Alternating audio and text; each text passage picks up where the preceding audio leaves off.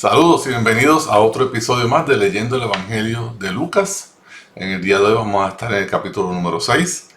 Un capítulo bien interesante porque aquí vamos a hablar de la famosa regla de oro, como lo están viendo en sus pantallas, que es basado en Lucas 6:31, que es prácticamente haz a otros como tú quieres que te hagan a ti. Esa regla que tanto escuchamos por ahí es algo que Jesucristo nos enseñó y lo hizo desde una predicación para que sus discípulos y todos nosotros hagamos eso en nuestro diario vivir. También lo vemos aquí en la pantalla, lo que vamos a estar discutiendo. Sabemos que hay el sermón del monte, pero ahora vamos a escuchar el sermón de la planicie o de la llanura, una área plana. Por eso lo ves sentado como en una piedra en un valle. Jesucristo nos da varios sermones en su... hizo mucho más de dos, pero están registrados estos dos importantes sermones, de los cuales nos enseña a nosotros en cómo vivir como ciudadanos del reino, como discípulos de Cristo. Y esa es la idea en el día de hoy, que veamos cuáles son las palabras de Jesús, las enseñanzas de Jesús, los milagros que va a hacer Jesús en el día de hoy, y cómo eso nos afecta a nosotros, cómo eso nos debe ayudar a vivir más como Jesús y empezar a cambiar nosotros para que podamos vivir amando a Dios en obediencia, agradándole con nuestras vidas. Ese es el tema de hoy. Espero tengan su Biblia abierta, que podamos leer juntos, podamos estudiar esta palabra juntos y que sea para la edificación de todos nosotros. Vamos a orar antes de comenzar con nuestra lectura del día de hoy. Bendito Dios, te damos gracias, Padre, porque tenemos otro día más de vida que tú nos permites estudiar tu palabra. Te pido, Señor, que podamos estudiar este capítulo número 6 del libro de Lucas, que sea de bendición y de edificación para nosotros. Te pido, Padre, que sea tu Espíritu Santo obrando en cada uno de nosotros para darnos entendimiento de tu palabra. Que nos ayudes a clarificar cualquier duda que podamos tener y que podamos ver, Señor, cómo esta palabra afecta a nuestras vidas y nos ayude a vivir en verdad, no nuestra verdad, sino tu verdad, porque tú eres verdad. Y te pedimos esto, Padre, en el nombre de Jesucristo y a través de tu Santo Espíritu. Amén. Bueno, vamos a comenzar el capítulo número 6. Dice, esta sección es bien interesante porque es el tema del día de reposo, o lo que le llaman el sábado, ¿no? Dice, Jesús es el Señor del día de reposo. Y vamos a ver cuál es la interacción y la conversación que sucede aquí. Dice, aconteció que un día de reposo Jesús pasaba por unos sembrados y sus discípulos arrancaban y comían espigas, restregándolas entre las manos. Pero algunos de los fariseos dijeron, ¿por qué hacen ustedes lo que no es lícito en el día de reposo? Jesús le respondió, ¿ni siquiera han leído lo que hizo David cuando tuvo hambre? Él y los que con él estaban, cómo entró en la casa de Dios y tomó y comió los panes consagrados, que a nadie es lícito comer sino a los sacerdotes, y dio también a sus compañeros. También les decía, el Hijo del Hombre es Señor del día de reposo. Aquí estamos viendo, número uno, si se recuerdan, la semana pasada vimos que estos fariseos y escribas estaban como que siguiendo a Jesucristo para ver qué estaba predicando, qué estaba enseñando, qué hacía, y obviamente sanó al paralítico y le perdonó los pecados y salieron temerosos y asustados porque lo que había sucedido era un milagro y demostró que Jesucristo podía sanar, pero también perdonar pecados, que solamente es un poder, una autoridad que solamente tiene Dios. Jesucristo declarándose Dios. Pero no solo eso, sino se declara, yo soy el Hijo del Hombre, que es ese título mesiánico que todos ellos conocían muy bien. Y ahora en este pasaje lo vemos otra vez al final, el Hijo del Hombre. Vamos a ver qué está pasando porque los fariseos ahora se han dedicado a seguir a Jesús. Ese es su único trabajo. Vamos a seguir a Jesús porque ya ellos saben en su corazón que quieren deshacerse de Jesús. Fíjense que lo están siguiendo no para aprender de Jesús, no para conocer a Jesús o aprender de sus enseñanzas, sino que lo hace para que poder identificar algo por el cual acusar a Jesucristo y poder salir de Él. Tienen deseos de salir de Él y lo quieren hacer de una forma legal y lo que están haciendo es observando, investigando, acosándolo para ver en qué lo agarran. ¿Sí? Jesucristo está en el día de reposo y va por un camino y ve ¿verdad? Un campo de trigo. Él hace algo que es lícito, que es legal, está en la ley. Las orillas de ese campo de trigo, o de todos los campos de trigo de sembradíos, eran propiedad pública. El dueño tenía acceso a todo lo que estaba adentro, pero la orilla era propiedad pública para que la gente pudiera comer, especialmente obviamente los pobres, ¿no? Para que estos pobres pudieran comer. Y esto es exactamente lo que hace Jesucristo a sus discípulos. Recuerden que Jesucristo y sus discípulos son personas pobres. Y vamos a hablar un poquito de eso luego, en los próximos versículos. Y tienen hambre, seguramente llevan todo el día sin comer y encuentran este alivio. Y entonces agarran granos de trigo y lo hacen así en las manos, ¿verdad? Lo restregan en las manos para poder quitarle la pajita y quedarse con la semilla, que es lo que se come. Y los fariseos lo ven y lo cuestionan y dicen, ustedes no están supuestamente... eso está en contra de la ley. Ustedes se supone que estén siguiendo la ley. No están siguiendo la ley. Pero ¿qué sucede? Hay una distinción entre la ley del Antiguo Testamento y la ley que se inventaron los escribas y los fariseos. El Antiguo Testamento es la ley de Dios dada a nosotros por los profetas, y está el Talmud, ¿verdad? O los decretos rabínicos que dan interpretación a la ley. Pero el problema de esto es que con el tiempo los rabinos le pusieron cargas al pueblo que nunca Dios tuvo el propósito de ponerle. Por ejemplo, la ley dice que sí hay un día de reposo.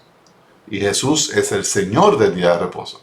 Y ese día de reposo Dios lo estipuló en el Antiguo Testamento para que nosotros como su pueblo tengamos un día de descanso. En otras palabras, es para nuestro beneficio. A Dios no le hace falta que yo repose.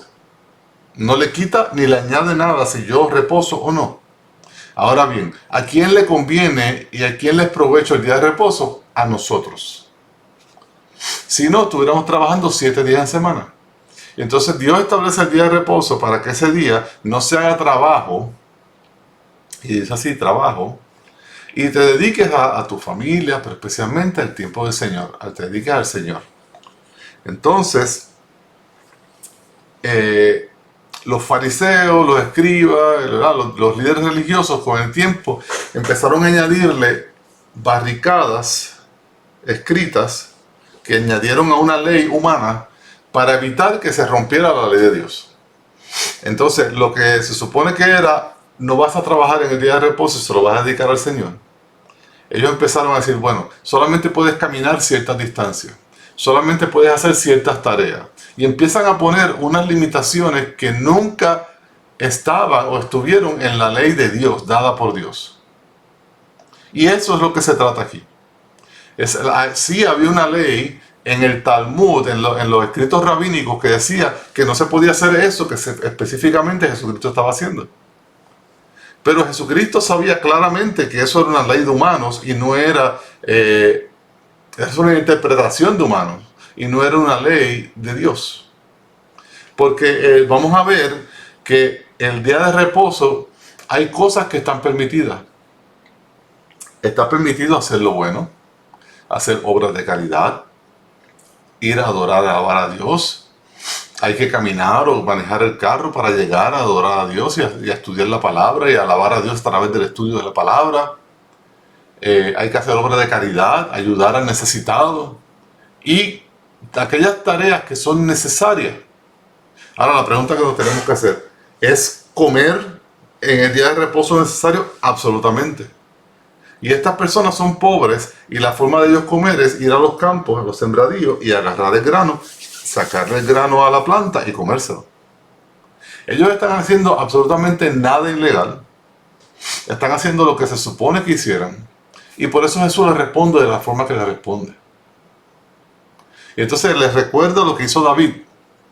David, como rey, va al templo y tiene hambre, sus soldados tienen hambre, están muriéndose de hambre y dicen, hay pan guardado, que se supone que es para los sacerdotes, pero porque están consagrados, pero nosotros no estamos muriendo de hambre, y si no vamos a desfallecer, vamos a comer un poco de este pan para poder sobrevivir. Y nadie le dijo que no, le fue lícito. ¿Por qué? Porque estaban haciendo algo que era de absolutamente necesario, era de mucha necesidad. No era de placer, no era para sacar provecho, no era para hacer dinero, no era para ahorrarse un dinero, sino que era necesario para subsistir. De igual forma, Jesucristo y sus discípulos estaban haciendo algo que era necesario para subsistir. ¿Ok? Y sin embargo, al final Jesucristo le dice, yo soy el Señor de este día. Yo soy Dios, yo soy quien lo establece. Por lo tanto, si alguien sabe cuál fue el propósito y cómo se ejecuta y cómo se vive en el día de reposo, debe ser el Señor del día de reposo, que es Jesucristo. Jesucristo se vuelve y se establece como Dios, como el Mesías esperado, como el que había de venir, como el hombre que iba a venir, ¿verdad?, bajando en las nubes, según la profecía de Daniel. Pero obviamente esto no le importa a los fariseos y no le importa a los escribas. Ellos simplemente quieren algo con que agarrarlo y con que hacer un tipo de juicio. ¿Y qué sigue en el versículo 6? Todavía estamos hablando del día de reposo. Dice, y en otro día de reposo entró a la sinagoga y enseñaba. Recordemos que Jesucristo tenía de costumbre todos los días de reposo entrar a la sinagoga, abrir los pergaminos, abrir los libros del Antiguo Testamento y enseñar de ellos. Enseñar las verdades, enseñar que, por ejemplo, la última vez que leímos, abrió Isaías 61 y leyó, este pasaje se cumplió en mí, ¿no? Él revela al pueblo las cosas que estaban medias escondidas y las trae a la luz para que ellos vean que las profecías del Antiguo Testamento se referían a él y pudieran creer. Y estaba haciendo eso. Y dice, y había allí un hombre que tenía una mano derecha seca. Tenía esta mano, como recuerden el paralítico que hablamos de que cuando la persona está paralizada, los músculos se secan y quedan los huesitos así finititos sin que no se mueven. Una mano que no sirve, ¿no? Este es el caso de este hombre con esta mano derecha. Y está en la sinagoga, como se supone que todo el mundo vaya a la sinagoga ese día, porque es el día de reposo, es el día del Señor.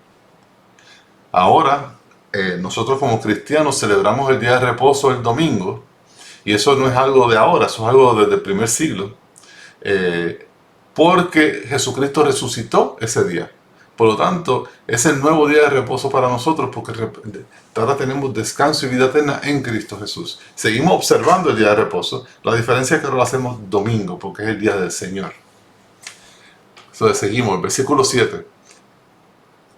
Dice, a fin de encontrar de qué acusar a Jesús, los escribas y los fariseos lo observaban atentamente para ver si sanaba en el día de reposo. Ya conocían a Jesús, ya sabían su forma de operar. Y ahora lo siguen siguiendo. ¿Con qué propósito? Acusarlo. Están buscando cualquier excusa. Y saben, bueno, Jesucristo le gusta sanar a las personas. El problema de ellos no es que sane a las personas, es que lo hagan en el día de reposo. Algo similar a lo que sucedió con los granos, ¿no? Entonces el versículo 8 dice, pero él, Jesús, sabía lo que ellos estaban pensando y dijo al hombre que tenía la mano seca, hey tú, levántate y ven acá. Y él, levantándose, se puso de pie, ¿no? Jesucristo sabe, lee la mente de los fariseos, sabe lo que están pensando y sintiendo. Y para aclarar esta situación y poner un punto final a esto y revelarnos a nosotros la verdad, él le dice, tú ven acá, ponte a ti en medio para que todos te vean y mira lo que yo voy a hacer. Entonces dice, versículo 9, entonces Jesús les dijo, yo les pregunto, ¿a quién le está preguntando? A los fariseos, a los escribas. ¿Es lícito en el día de reposo hacer el bien o hacer el mal? ¿Salvar una vida o destruirla? Fíjense qué pregunta más interesante, porque solamente hay dos opciones. Ahora le pone la pregunta en su lado, vamos a ver qué contestan. Si dicen que hacer lo bueno es lícito en el día de reposo, por lo tanto, Jesucristo pudiera sanar en el día de reposo, que es algo que ellos prohíben. Si dicen que el hacer el mal es malo en el día de reposo, entonces ellos mismos se están incriminando porque ellos están haciendo algo malo en el día de reposo. Ellos están haciendo un complot, están tramando algo para hacerle daño a alguien en el día de reposo. Y obviamente lo que Jesucristo quiere decir es que el sanar a alguien, aunque sea en el día de reposo, es algo bueno. Porque estás ayudando a un necesitado, estás haciendo una obra de caridad. Esta persona tiene una necesidad importante y tú le estás ayudando, estás haciendo algo para otra persona. O sea que es un acto de caridad, es un acto de amor, no es un acto egoísta, no es un acto que va a generar dinero. Jesús no le va a cobrar dinero como doctor ni nada por el estilo. Es una obra de caridad y eso es algo bueno. Entonces el versículo 10 dice, después de mirarlos a todos a su alrededor, dijo al hombre, extiende tu mano. Y el hombre lo hizo así, el hombre obedeció. Y su mano quedó sana al instante. Al igual que con el paralítico, los músculos se regeneraron, le dio fuerza y salió sano de esa sinagoga, por el poder del Creador, que es Jesucristo. Y dice al final, pero ellos se llenaron de ira y discutían entre sí qué podrían hacerle a Jesús. En vez de gozarse que ese paralítico, que esa persona enferma ahora está sana, que sería lo correcto, ahora se ponen llenos de ira y traman hacerle daño al Señor Jesús. O sea, Jesucristo hace algo bueno y para ellos es malo. Ellos hacen algo malo, pero para ellos es bueno.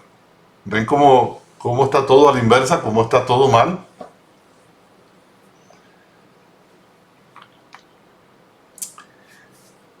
Luego de ese evento, Lucas nos documenta cómo Jesucristo escoge, ¿verdad?, los 12 apóstoles y quiénes son los 12 apóstoles. Y yo creo que es bueno aclarar que el término apóstol significa enviado, ¿no? Un mensajero, el enviado del Señor Jesús. El que Él va a enviar al mundo para que el mundo conozca a Jesús y ellos establezcan la iglesia.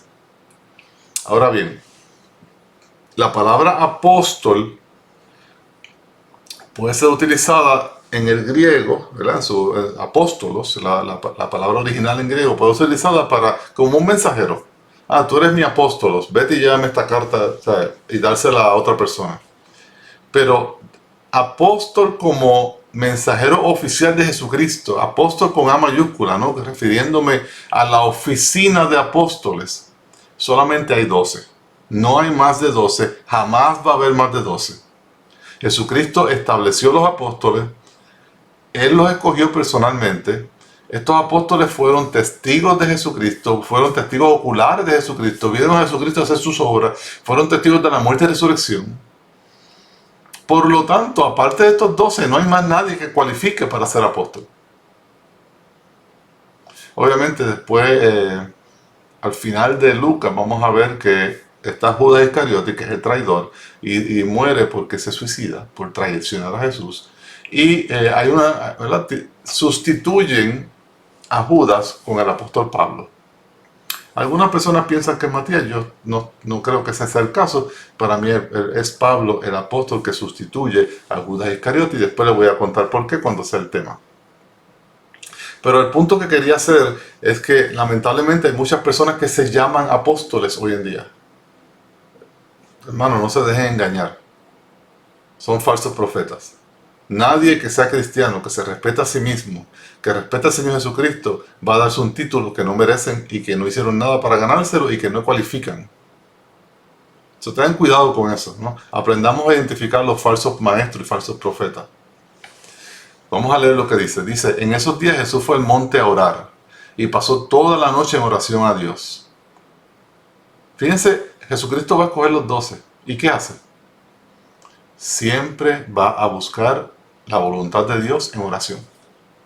¿Qué mucho tenemos que aprender de nuestro Señor Jesús? Tenemos que orar sin cesar.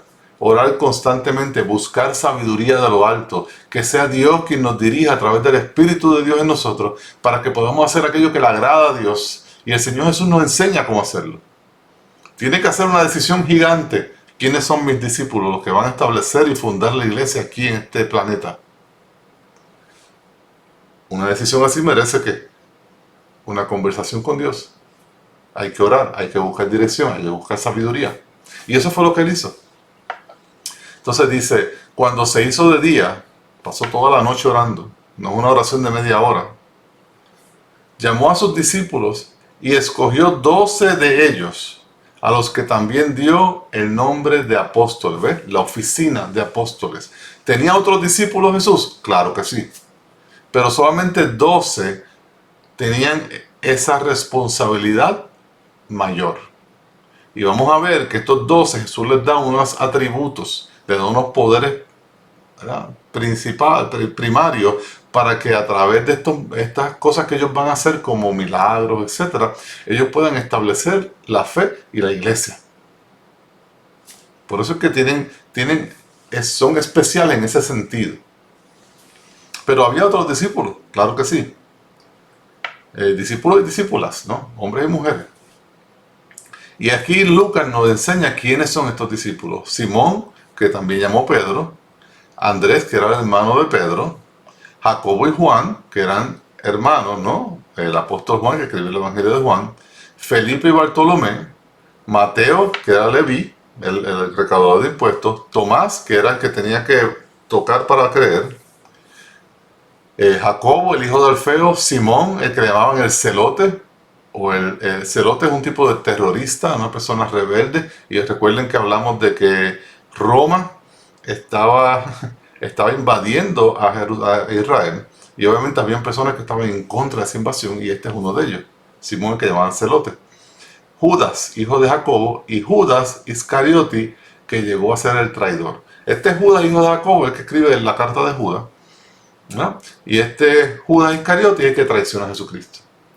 Vean cómo las personas que escoge Jesús no son personas eruditas en la palabra, no son personas influentes con dinero, no son personas con títulos, no son personas importantes, hablando en el mundo, ¿no? Sino que escoge pescadores, gente humilde, gente sin educación, traicioneros como Mateo, ¿verdad? Traición porque se hizo recaudador de impuestos, como hablamos la semana pasada. Escoge un terrorista doméstico, y Jesucristo toma a estas personas y las transforma de una manera tal que las convierte en algo totalmente diferente. Las convierte en personas que aman a Dios sobre todas las cosas, que dan la vida por Jesucristo, que aman a la iglesia, que predican el Evangelio, obviamente con excepción de Judas Iscariote, que estaba destinado a traicionar a Jesús desde el principio. Entonces, Judas Iscariote nunca engañó a Jesucristo y lo vamos a ver luego. Eso, ahora tenemos ya los 12 oficiales apóstoles, sabiendo que hay un traidor que va a ser sustituido por el apóstol Pablo. Entonces, luego de que Jesús escoge a los apóstoles, da un sermón. Y le llamé Sermón del Llano de Jesús, basado en lo que dice en el versículo 17. Aunque es similar al Sermón del Monte que vemos en Mateo 5, 6 y 7, no es el mismo sermón. Tiene aspectos similares, tiene características similares, tiene enseñanzas similares, pero hay muchas diferencias. Y lo que es interesante de todo esto es que esto nos enseña que Jesucristo iba por muchos lugares predicando la palabra, predicando el mensaje del reino, y que el mensaje no cambia. Aunque sean mensajes diferentes, que sean sermones diferentes, la verdad es la verdad. La puede presentar de forma diferente, obviamente, pero sigue siendo la verdad, y no hace ningún impacto en nosotros. Hay algunas personas mínimas que creen que este sermón y el sermón del monte es el mismo. La diferencia es que Lucas le da un toque diferente. Yo no creo eso. Si estudian y comparan los dos sermones, uno al lado del otro, se van a dar cuenta que son grandes las diferencias, y no es un sermón reducido o no es un sermón resumido. Es un sermón diferente. Entonces dice: descendió con ellos y se detuvo en un lugar llano, en una planicie. había una gran multitud de sus discípulos. Recuerden que había muchos discípulos y de los muchos escoge 12, que son los apóstoles. Aquí no, lo están siguiendo todavía, por eso vemos que dice una multitud de sus discípulos y una gran muchedumbre del pueblo, de toda Judea, de Jerusalén y de la región costera de Tiro y Sidón. ¿Qué sucede? Que hemos mencionado anteriormente, que el pueblo sabe que Jesucristo hace milagros. Y saben que, aunque no creen en sus palabras, esta persona hace milagros. O si yo estoy enfermo, alguien está enfermo, quiero ver lo que está sucediendo, a donde Jesús es que voy a ir. Muchos de estos seguidores eran de verdad, pero muchos otros no. ¿Okay? Versículo 18 dice que habían ido a oír a Jesús y para hacer los que eran atormentados por espíritus inmundos eran curados. Y toda la multitud procuraba tocar a Jesús porque de él salía un poder que a todos sanaba. Su poder era tan grande, o es tan grande porque él está vivo, que nada más con tocarlo se sana la gente. Recuerden la señora del flujo de sangre que le toca la punta del manto y queda sana porque el poder salió de él. O sea, grande eran las cosas que estaba haciendo Jesucristo. Por lo tanto, las multitudes lo seguían. Y como dice aquí, muchos de ellos iban a escucharlo, querían aprender, querían ver, wow, cómo enseña este maestro, este profeta. Pero muchos otros eran porque querían ser sanados de enfermedades o llevaban personas que estaban endemoniadas y eran libertados. No todos eran sus discípulos, es el punto que queremos decir aquí. Entonces dice, y esto es parte del sermón, pasa que lo dividimos en secciones. Estas son las bienaventuranzas, las bendiciones que Jesucristo predica. Y fíjense cómo Jesucristo está rodeado de una muchedumbre, pero ahora dice, volviendo su vista hacia sus discípulos, ¿no? ¿Qué nos está diciendo Jesús? Este mensaje que voy a decir es para ustedes. Para ustedes que están aquí.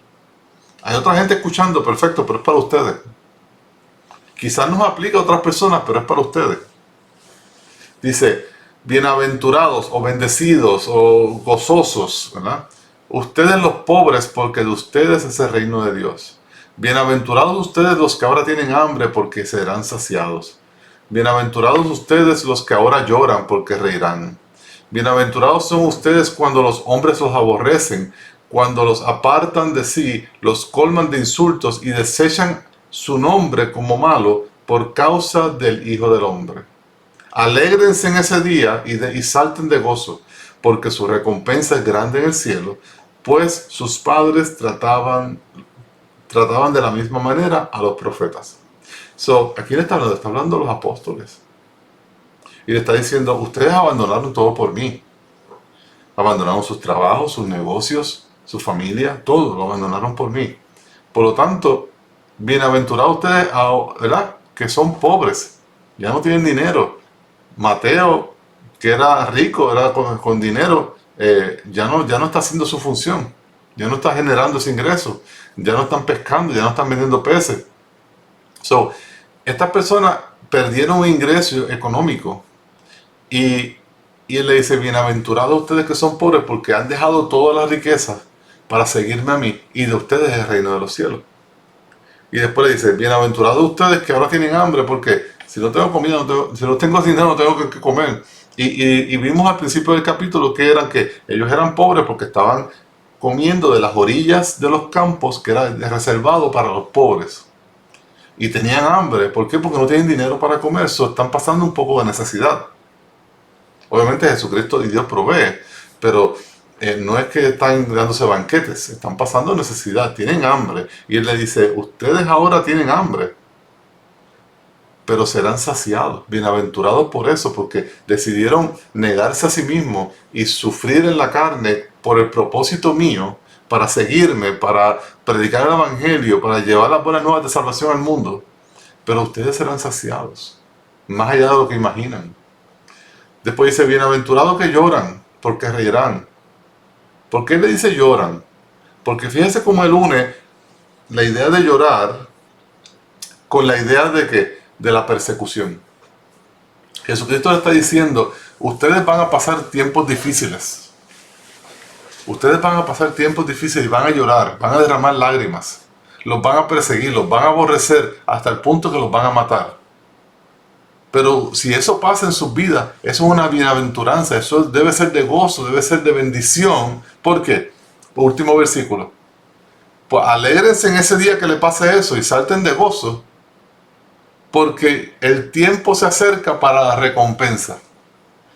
El día que los maten a ellos por seguir a Cristo, es ese día que van a recibir la recompensa. Es el día que van a llegar a la presencia de Jesús y se van a sentar a la mesa del Rey y van a ser saciados y van a ser enjuagados sus lágrimas. Y no va a haber más llanto, ni más dolor, ni más hambre, ni más muerte, sino que va a haber puro gozo y puro éxtasis en la presencia del Señor Jesús. ¿Ya se dan cuenta lo que está sucediendo? En el Sermón del Monte es un poquito difícil, pero diferente. Porque por ejemplo, habla de la pobreza, pero la pobreza que se menciona en el Sermón del Monte es pobreza espiritual. Dice, bienaventurados que son pobres en espíritu. Es un mensaje totalmente diferente. Aquí se le está diciendo unas cosas específicas a los discípulos que lo están siguiendo y las cosas y las necesidades que físicamente van a tener que sufrir y pasar por causa de seguir a Jesús. Recuerden que los acaba de llamar, les acaba de declarar apóstoles. Ahora bien, si vamos a los versículos 24 en adelante, vamos a ver que ahora Jesucristo presenta el otro lado de la moneda, ¿verdad? Este es un lado de la moneda, ahora vamos a ver el otro, y son las advertencias de Jesús. Dice, pero ay de ustedes los ricos, porque ya están recibiendo todo su consuelo. Ay de ustedes los que ahora están saciados, porque tendrán hambre. Ay de ustedes los que ahora ríen, porque se lamentarán y llorarán. Ay de ustedes cuando todos los hombres hablen bien de ustedes, porque de la misma manera trataban a sus padres los falsos profetas. Ahora el mensaje cambia. Yo me imagino a Jesucristo sentado en su piedra allí en el llano, rodeado de la persona, y mueve su cabeza hacia los discípulos y les dice la bienaventuranza, y ahora mueve la cabeza a donde están los fariseos y los escribas y la gente que está ahí nada más por los beneficios y les dice los ayes. Y fíjense que es todo lo contrario. Bienaventurados que son pobres, ay de ustedes que son ricos. ¿De qué está hablando? De dinero. Está hablando de estatus, de poder. Y prácticamente lo que está diciendo Jesús es, ya ustedes recibieron su recompensa. Ustedes escogieron los placeres de la carne. Ustedes escogieron no seguirme a mí. Ustedes escogieron satisfacer sus necesidades ahora. Y como me rechazaron a mí y escogieron las necesidades de la carne y del cuerpo, ay de ustedes. Porque ahora están saciados con riquezas, con comida, pero en la vida venidera, ¿qué? Tendrán hambre, llorarán, se lamentarán. Fíjate como dice, ay de ustedes cuando todos los hombres hablen bien de ustedes. Los fariseos vestían con santidad, con ropas especiales, y la gente hablaba bien de ellos. Aquí va una persona que es respetada. Y él dice, de la misma manera trataban a sus padres, los falsos profetas. Se está igualando a estos fariseos, estos escribas, con los falsos profetas del Antiguo Testamento. Es una condena lo que está diciendo Jesucristo aquí. Recuérdense que Jesucristo ya sabe que estas personas lo que desean es matarle. Estas personas no se van a arrepentir. Estas personas ya tomaron su decisión. Escuchamos a Jesús, vimos a Jesús y decidimos matarle. No sirve, no lo queremos. Lo que él ofrece no lo quiero. Y entonces a ese grupo de personas le dice, ay de ustedes. Y lo dice 4 veces. En inglés, wow. Es un llamado de alerta y de advertencia. Y obviamente, aunque estas personas recibieron este llamado, todos nosotros podemos aprender de esto. Aprender que si nosotros somos seguidores de Cristo, no debemos confiar en nuestra riqueza, ni buscar nuestra riqueza, ni buscar nuestros placeres, ni buscar nuestras comodidades, ni buscar que la gente hable bien de nosotros. Sino que nosotros tenemos que negarnos a nosotros mismos, seguir al Señor Jesús, amar a Dios en obediencia, seguir lo que dice la palabra, hablar lo que Dios nos llama a hablar, que es el Evangelio, y compartirlo con todas las naciones, sin importar lo que la gente diga, haga o piense de nosotros. Recuerden que si el mundo odió a Jesús, nos odiará a nosotros también que somos sus seguidores. Por lo tanto, no les sorprenda. Y como dice en el pasaje anterior, si eso nos pasa a nosotros, alégrense en ese día y salten de gozo. ¿Por qué? Nuestro sufrimiento se acabó. Nuestra recompensa ya se acerca. Jesucristo nos va a recibir en su trono. Vamos a sentarnos a la mesa con nuestro Señor. Y todo eso es infinitamente mayor a cualquier cosa, riqueza, comida, respeto que podamos obtener aquí en la tierra. Y además de que aquello es eterno y esto es temporero. Entonces Jesucristo sigue su sermón, ¿verdad? Y sigue diciéndole a sus discípulos cómo deben de vivir. Dice, ahora viene el tema del amor. Dice, pero a ustedes, ¿verdad? Los que oyen, fíjense que habla a sus discípulos, cambia a los fariseos y a los escribas con los ayes, las advertencias, y vuelve y dice, pero ustedes los que oyen, ¿por qué? Porque estos no oyen, estos no me escuchan, estos no me hacen caso, pero ustedes que oyen, les digo, amen a sus enemigos. El amor es de Dios, Dios es amor. Dios nos ama y nosotros amamos a Dios porque Dios nos amó primero y nosotros con ese amor que Dios nos da, nosotros amamos a nuestro prójimo. ¿Quién es nuestro prójimo? Todo el mundo que está alrededor nuestro. Nuestros amigos, familiares, vecinos y enemigos. Y Jesucristo nos recuerda eso y nos enseña eso en el día de hoy. Dice, a estos enemigos hagan bien a los que le aborrecen. Fíjense que esto es algo totalmente al revés de lo que sería normal para el ser humano. Si yo tengo un enemigo, lo normal es que yo me elimine el enemigo, salga el enemigo y lo odie, o lo deteste, no quiera saber nada de él. Pero Jesucristo nos dice, no, ámalo. Hazle bien al que te hace mal.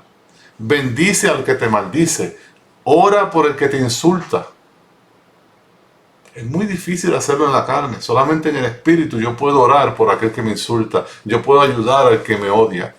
Yo puedo amar al que me quiere hacer daño. Pero es lo que el Señor Jesús me llama a hacer. Dice 29. Al que te hiera en la mejilla, preséntale también la otra. Al que te quite la capa, no le niegues tampoco la túnica. En otras palabras, ¿qué Jesucristo nos quiere decir con este 29? No busquemos venganza. Seamos mansos. No busquemos venganza. Si me quitan la túnica, la capa, y esa persona tiene necesidad, dale la túnica también. En otras palabras, dale más. Y estás demostrándole el amor de Dios a esa persona. Y tú estás haciendo lo que le agrada a Dios.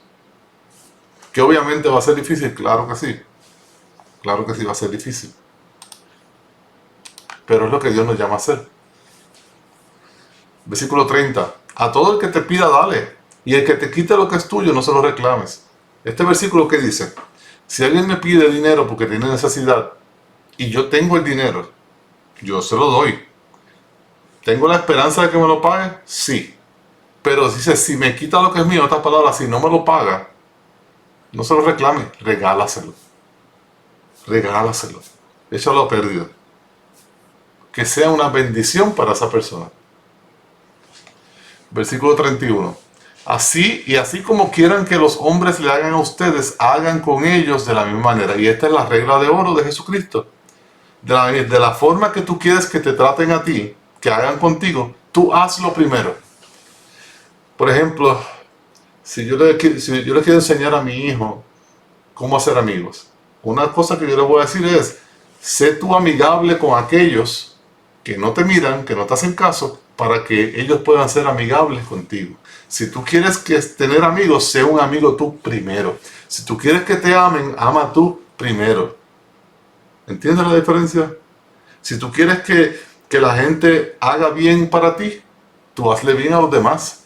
Sin importar cómo te tratan, tú lo haces primero, como ejemplo.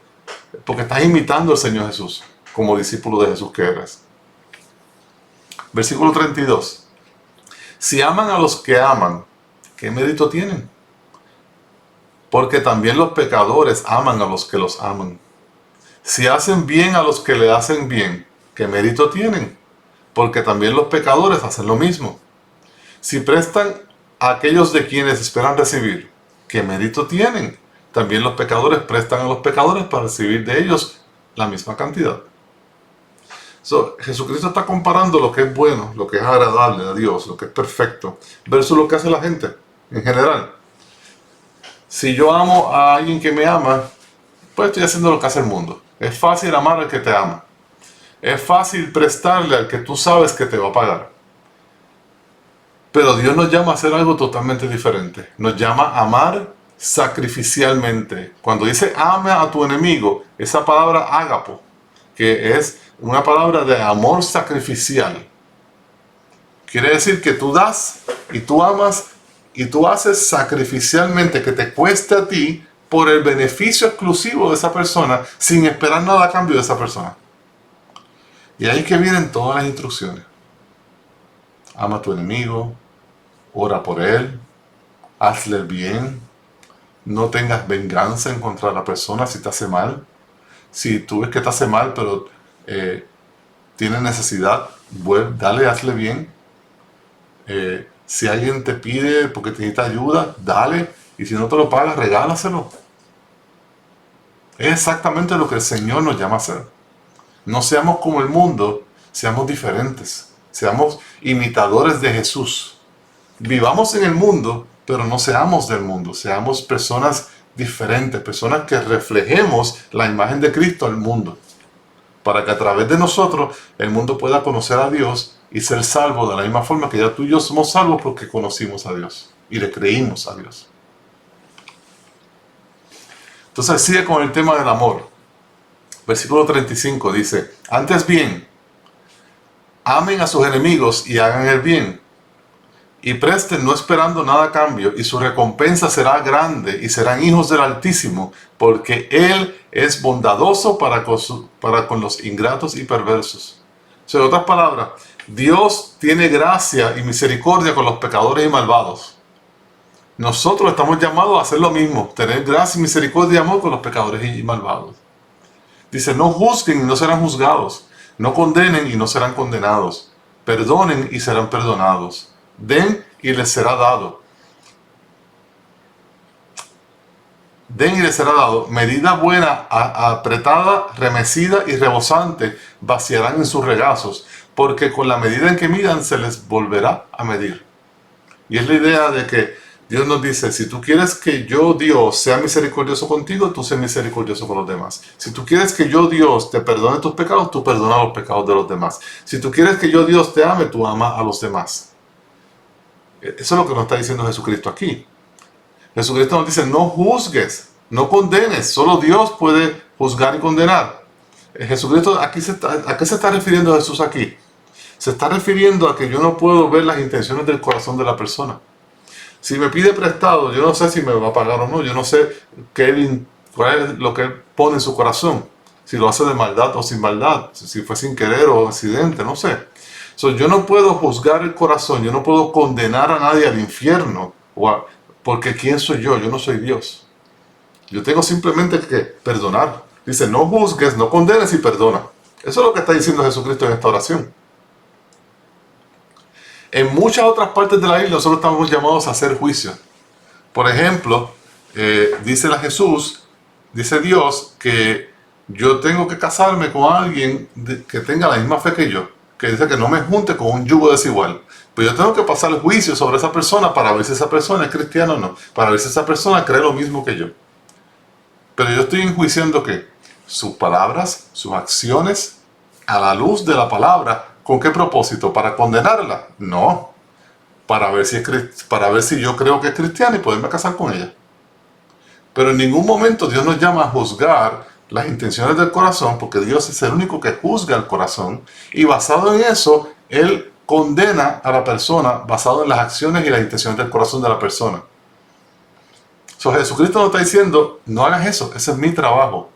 Tú simplemente perdona. Tú perdona y yo me encargo del resto. Jesucristo nos llama a perdonar, así como nosotros deseamos ser perdonados. Y después Jesucristo habla de una parábola para que podamos entender la hipocresía de esta situación. Dice, versículo 39, y les dijo también una parábola. ¿Acaso puede un ciego guiar a otro ciego? ¿No caerán los dos en un hoyo? Un discípulo no está por encima de su maestro, pero todo discípulo, después que se ha preparado bien, será como su maestro. Fíjense que dice que yo tengo que prepararme bien como discípulo de Cristo. ¿Para qué? Para ser como mi maestro es Jesucristo. Pero yo nunca, jamás en la vida voy a poder exceder a mi maestro. Porque aun cuando yo sea glorificado en el día de Cristo, yo seré como Cristo, no seré mayor que Cristo. Y además, esto nos ayuda a entender que si a Cristo, que es lo más alto, le hicieron ciertas cosas como odiarlo, darle latigazo y matarlo, no me debe sorprender que hagan lo mismo conmigo, que soy menor que mi maestro. Dice 41, ¿y por qué miras la mota que está en el ojo de tu hermano y no te das cuenta de la viga que está en tu propio ojo? ¿O cómo puedes decirle a tu hermano, hermano, déjame sacarte la mota que está en tu ojo cuando tú mismo no ves la viga que está en tu ojo? Hipócrita, saca primero la viga de tu ojo y entonces verás con claridad para sacar la mota que está en el ojo de tu hermano. Entonces, Jesucristo nos recuerda que nosotros tenemos que caminar en el Espíritu, limpiarnos de pecado, vivir en santidad, ser un buen discípulo, prepararme para ser un buen discípulo, imitar al Señor Jesucristo y obviamente ayudar a las personas con su pecado y con sus problemas, pero yo tengo que velar por mí primero. Yo tengo que ver qué cosas están mal en mi vida, qué pecado yo estoy haciendo y arrepentirme y santificarme antes de yo ir a hacer eso con otra persona. Porque sería un hipócrita yo ayudar a una persona a decirle, hey, no te tomes esta cerveza cuando yo me estoy emborrachando todas las noches. De la misma manera, Jesucristo le dice esto a los fariseos. Ustedes quieren que estas personas caminen en santidad, que guarden el día de reposo, que hagan estas cosas, y le piden más de lo que dice la ley, pero ustedes tienen una viga en el ojo y no la ven. Están ciegos. Fariseos hipócritas. No seamos como los fariseos, seamos como el Señor Jesucristo. Y fíjense cómo sigue el mensaje. Ahora habla de los frutos. Dice, porque no hay un árbol bueno que produzca fruto malo, ni a la inversa un árbol malo que produzca frutos buenos. Pues cada árbol por su fruto se conoce, porque los hombres no recogen higos de los espinos, ni vendimían uvas de una zarza. El hombre bueno del buen tesoro de su corazón saca lo que es bueno, y el hombre malo del mal tesoro de su corazón saca lo que es malo, porque de la abundancia del corazón habla su boca. Que Jesucristo nos enseña esto y lo menciona en las Escrituras muchísimas veces. Por sus frutos los conocerá. ¿Qué quiere decir? Que si yo soy de Dios y Dios está en mí y yo tengo fe en Cristo, mi corazón ha sido regenerado en el Espíritu, ha sido transformado, un corazón de piedra, un corazón de carne. Por lo tanto, la presencia de Dios está en mi vida, la palabra de Dios está en mi vida y yo voy a poder dar buenos frutos porque de la abundancia del corazón abra la boca y mis acciones reflejan lo que está en mi corazón. Mi boca, mis palabras y mis acciones van de acuerdo, van a la par. Y él dice, alguien que no sea seguidor mío no puede hablar bien y dar buen fruto. Podrá hablar bien hipócritamente, pero su vida no va a reflejar sus palabras. O de igual forma, quizás trata de vivir bien siguiendo unas reglas, pensando que siguiendo las reglas va a alcanzar el cielo, pero su boca va a confesar lo contrario.